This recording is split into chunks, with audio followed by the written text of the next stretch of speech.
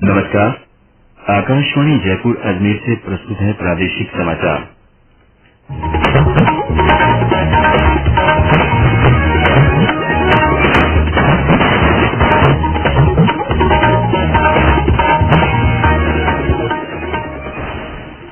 मुख्य समाचार।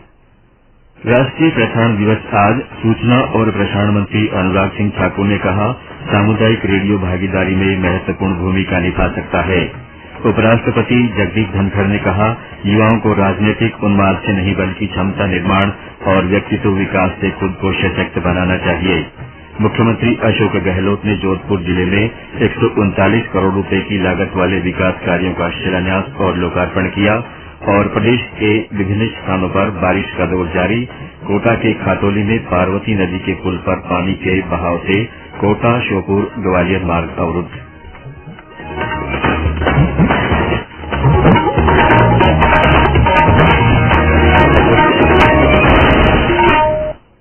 समाचारों के साथ मैं महेश सिंह और अब समाचार विस्तार से। आज राष्ट्रीय प्रसारण दिवस है। वर्ष 1927 में इसी दिन बॉम्बे स्टेशन से इंडियन ब्रॉडकास्टिंग कंपनी के तहत पहला प्रसारण हुआ था। 8 जून 1936 को इंडियन स्टेट ब्रॉडकास्टिंग सेवा को ऑल इंडिया रेडियो नाम दिया गया। अगस्त 1937 में केंद्रीय समाचार संगठन अस्तित्व में आया। इसी वर्ष ऑल इंडिया रेडियो को संचार विभाग के तहत लिया गया और 4 वर्ष बाद यह सूचना और प्रसारण विभाग के तहत आ गया। इसके अगले वर्ष केंद्रीय समाचार संगठन को 2 प्रभागों में बांटा गया, समाचार सेवा प्रभाग और विदेश सेवा प्रभाग। 1956 में लोक प्रसारक को आकाशवाणी का नाम दिया गया। लोकप्रिय फिल्म संगीत के विख्यात कार्यक्रम विविध भारती सेवा की शुरुआत 1957 में हुई। वर्ष 1927 से ही रेडियो देशवासियों के जीवन का महत्वपूर्ण हिस्सा रहा है और बहुजन हिताय और बहुजन सुखाय सूत्र वाक्य के साथ व्यापक रूप से सूचना, शिक्षा और मनोरंजन प्रदान कर रहा है। सूचना और प्रसारण मंत्री अनुराग सिंह ठाकुर ने कहा है कि सरकार देश में रेडियो की पहुंच बढ़ाने के उद्देश्य से ई नीलामी के तीसरे चरण के तहत 284 शहरों में 808 चैनलों की नीलामी करेगी।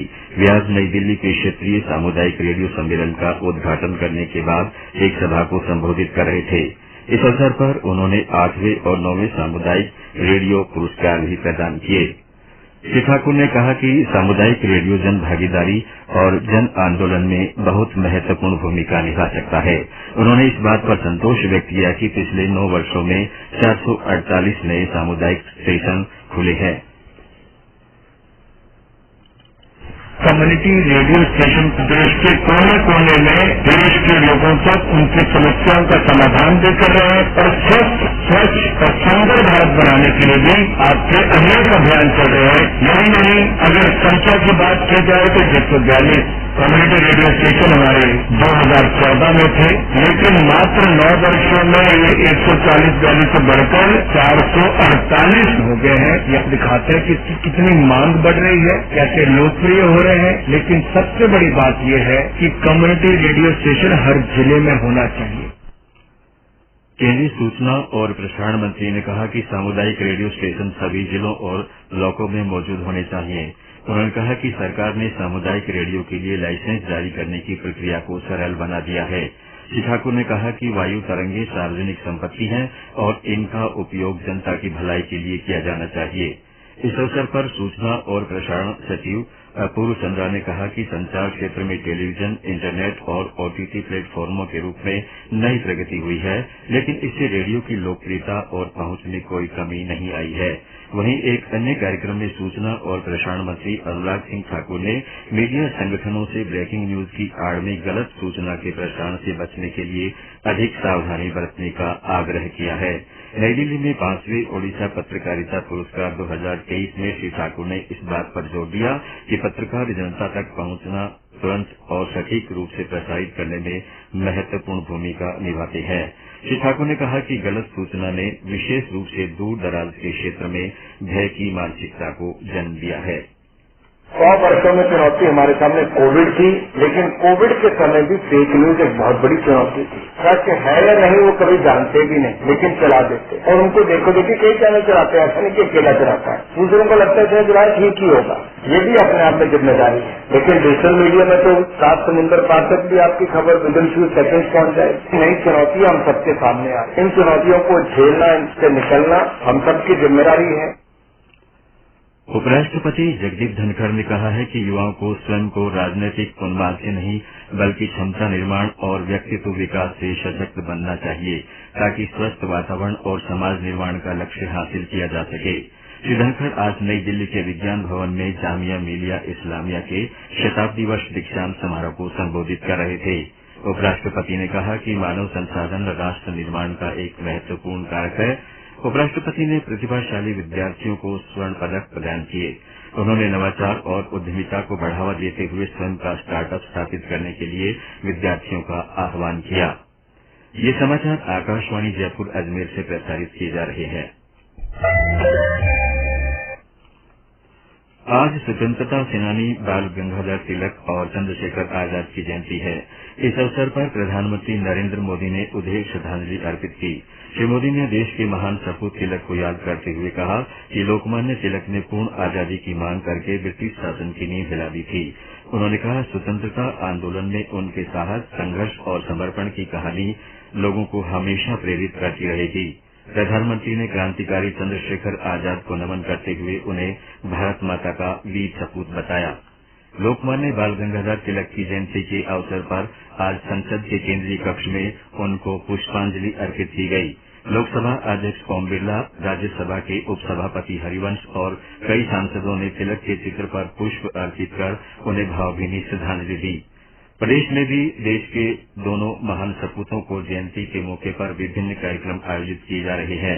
अलवर के नेहरू गार्डन में चंद्रशेखर आजाद की जयंती पर उनकी प्रतिमा पर माल्यार्पण कर लोगों ने उन्हें याद किया। इस दौरान जुटे लोगों ने आजादी के संग्राम में उनके योगदान की सराहना की। केंद्र सरकार ने कहा है कि परिवार से बिछड़े हुए 4 लाख बच्चों का पता लगाकर उन्हें वापस उनके परिवारों तक पहुंचाया गया है। केंद्रीय महिला और बाल विकास मंत्री स्मृति ईरानी ने इस उपलब्धि का श्रेय सरकार के track the monitoring child portal को दिया है। उन्होंने बताया कि सरकार और अन्य एजेंसियों के प्रयासों से एक वर्ष में देश में 2500 से अधिक बच्चों को गोद लिया गया है। वे आज मुंबई में बाल सुरक्षा बाल कल्याण पर आयोजित संगोष्ठी को संबोधित कर रही थी। मुख्यमंत्री अशोक गहलोत ने आज जोधपुर जिले में 139 करोड़ रुपए की लागत वाले विकास कार्यों का लोकार्पण और शिलान्यास किया। श्री गहलोत ने मुख्यमंत्री निवास से वीडियो कॉन्फ्रेंसिंग के जरिए सरदारपुरा, सूरसागर, जोधपुर शहर और लोनी विधानसभा क्षेत्रों में 308 विकास कार्यों का लोकार्पण और शिलान्यास किया। उन्होंने लोक कलाकारों के लिए जोधपुर विकास प्राधिकरण की ओर से विकसित की जाने वाली लोक कला नगर आवासीय योजना चोखा की आवेदन पुस्तिका का विमोचन भी किया। श्री गहलोत ने समारोह में कहा कि प्रदेश के हर जिले में बहुआयामी विकास के लिए राज्य सरकार संकल्पित है। जोधपुर में सुगम सुरक्षित सड़कों के साथ स्वास्थ्य, शिक्षा, आधारभूत संरचनाओं का तेजी से विस्तार किया जा रहा है। भारतीय जनता पार्टी की ओर से प्रदेश भर में चलाए जा रहे नहीं सहेगा राजस्थान कार्यक्रम के तहत आज भाजपा प्रदेश अध्यक्ष सीपी जोशी ने कोटा में कार्यकर्ताओं को संबोधित किया। उन्होंने केंद्र सरकार की जन कल्याणकारी योजनाओं को घर घर तक पहुंचाने का आह्वान भी किया। भाजपा के राष्ट्रीय महामंत्री और प्रदेश प्रभारी अरुण सिंह आज सीकर पहुंचे। उन्होंने सर्किट हाउस में प्रेस वार्ता को संबोधित करते हुए कहा कि प्रधानमंत्री नरेंद्र मोदी की 27 जुलाई को सीकर में होने वाली सभा ऐतिहासिक होगी। उन्होंने कहा कि इस दिन प्रधानमंत्री किसान सम्मान निधि की राशि किसानों को समर्पित करेंगे। अलवर के बहरोड में भाजपा कार्यकर्ताओं ने अभियान के तहत कस्बे में दुपहिया वाहन रैली निकाली। भारतीय वायुसेना की ओर से झालावाड़ जिले में अग्निपथ योजना के तहत जिले के युवाओं को रोजगार देने के लिए जागरूक किया जा रहा है। जिले में कल से 26 जुलाई तक माध्यमिक स्कूलों और कॉलेजों में विद्यार्थियों के लिए जागरूकता अभियान चलाया जाएगा। इस दौरान विभिन्न स्थानों पर सभाएं आयोजित की जाएंगी। ये समाचार आकाशवाणी जयपुर अजमेर से प्रसारित किए जा रहे हैं।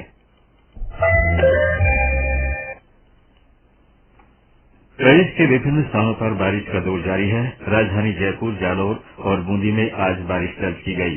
उधर मध्य प्रदेश में हो रही बारिश से कोटा के खातौली क्षेत्र में पार्वती और चंबल नदी में लगातार पानी की आवक बनी हुई है। खातौली में पार्वती नदी के पुल पर पानी के बहाव से कोटा, श्योपुर, ग्वालियर मार्ग अवरुद्ध हो गया है। वहीं चंबल की झरेर पुलिया पर भी करीब पानी की चादर चल रही है। इससे बारा सवाई माधोपुर मार्ग बाधित हुआ है। डूंगरपुर में दोपहर बाद तेज बारिश होने से लोगों को उमस भरी गर्मी से राहत मिली। हनुमानगढ़ जिले में स्थिर घग्गर नदी में पानी की आवक में कमी आने से प्रशासन ने राहत की सांस ली है। ब्यौरा हमारे संवाददाता से। हिमाचल, पंजाब व हरियाणा में लगातार हो रही बारिश के बाद घग्गर नदी में लगातार बढ़ते पानी से हनुमानगढ़ जिले में बनी बाढ़ की हालत के बीच आज सुबह से ऑटो हेड से सुखद खबर आई है।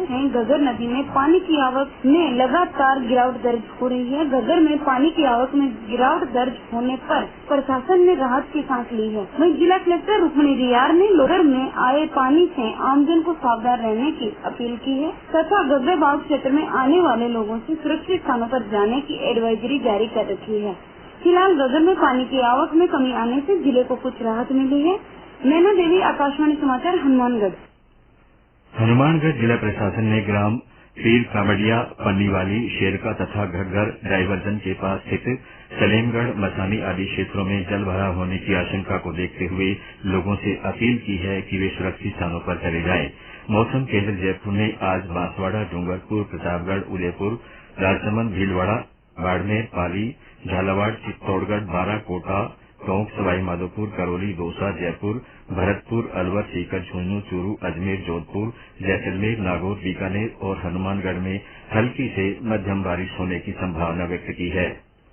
राजस्थान लोक सेवा आयोग ने कॉलेज शिक्षा विभाग में असिस्टेंट प्रोफेसर के पदों पर भर्ती के लिए आवेदन की अंतिम तिथि 25 जुलाई से बढ़ाकर 31 जुलाई कर दी है।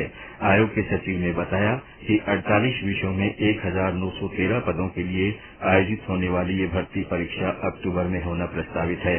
आयोग ने इसका पाठ्यक्रम पहले ही जारी कर दिया है। राजस्थान उच्च न्यायालय ने स्कूल व्याख्याता भर्ती 2022 से जुड़े मामले में उन अभ्यर्थियों के दस्तावेज सत्यापन कर चयन प्रक्रिया में शामिल करने के आदेश दिए हैं जिनका स्नातकोत्तर का परिणाम स्कूल व्याख्याता के लिए आयोजित लिखित परीक्षा से पहले आ गया था। इसके साथ ही अदालत ने मामले में शिक्षा सचिव और शिक्षा निदेशक सहित आरपीएससी सचिव को जवाब तलब किया है। राज्य में अलग अलग हादसों में 6 लोगों की मृत्यु हो गई। झालावाड़ जिले के भानपुरिया गांव निवासी तीनों युवक मोटरसाइकिल से मध्य प्रदेश जा रहे थे। इस दौरान संतुलन बिगड़ने से मोटरसाइकिल खाई में जा गिरी। हादसे में तीनों युवकों की मौके पर ही मौत हो गई। वहीं भरतपुर के रुदावल क्षेत्र में खदान में भरे पानी में डूबने से 2 बच्चों की मौत हो गई।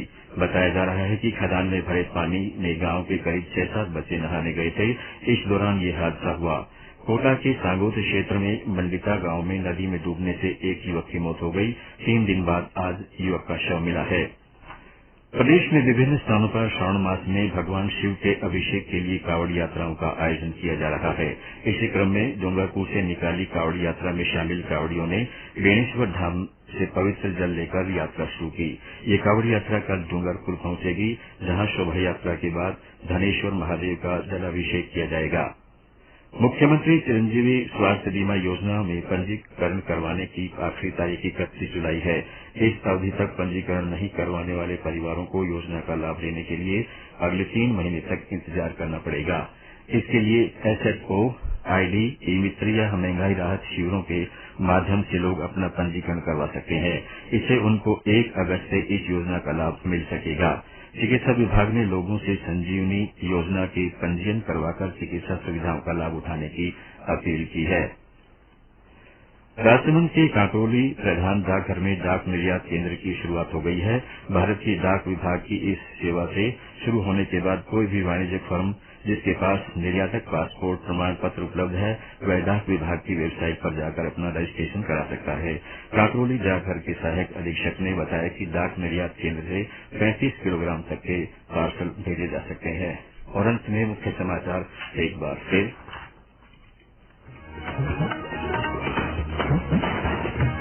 आज राष्ट्रीय प्रसारण दिवस है। सूचना और प्रसारण मंत्री अनुराग सिंह ठाकुर ने कहा कि सामुदायिक रेडियो जन भागीदारी में महत्वपूर्ण भूमिका निभा सकता है। उपराष्ट्रपति जगदीप धनखड़ ने कहा कि युवाओं को राजनीतिक उन्माद से नहीं बल्कि क्षमता निर्माण और व्यक्तित्व विकास से खुद को सशक्त बनाना चाहिए। मुख्यमंत्री अशोक गहलोत ने जोधपुर जिले में 139 करोड़ रुपए की लागत वाले विकास कार्यों का शिलान्यास और लोकार्पण किया और प्रदेश के विभिन्न स्थानों पर बारिश का दौर जारी है। कोटा के खतौली में पार्वती नदी के पुल पर पानी के बहाव से कोटा श्योपुर ग्वालियर मार्ग अवरुद्ध हो गया है। इसके साथ ही प्रादेशिक समाचार बुलेटिन समाप्त हुआ। नमस्कार।